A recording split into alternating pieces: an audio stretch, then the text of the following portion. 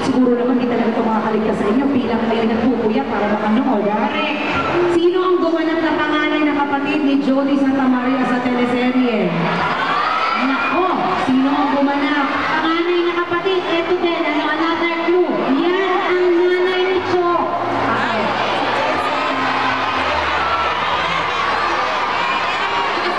Yung kung pangalan niya sa totoong buhay. Perfect! Oh, anak, pakikuha mo na yung prize ni Tita. Thank you! Maraming salamat. Ate Rose, salamat ng marami. Congratulations. Siyempre, bilang espesyal ka, ikaw ang huli. Si Miss ako po. Oo nga, nakakaloka. Pag nandun ka, parang ang taba mo. Pero pag nandito, parang hindi ka kumakain ng kanin. Actually, nung nandun siya, hindi ko talaga nakikita yung katawan niya. Akala ko iPad lang yun talaga. Pero alam mo, natutuwa kami kasi nabihiran mo kumbaga sa amin dito. Kami na yung pinaka hindi kilala. Pero natuwa kami kasi nilagay mo talaga sa Belen Doris. Thank you talaga. Taga saan ka, girl? Taga talaga. Anong name mo? Si Abby.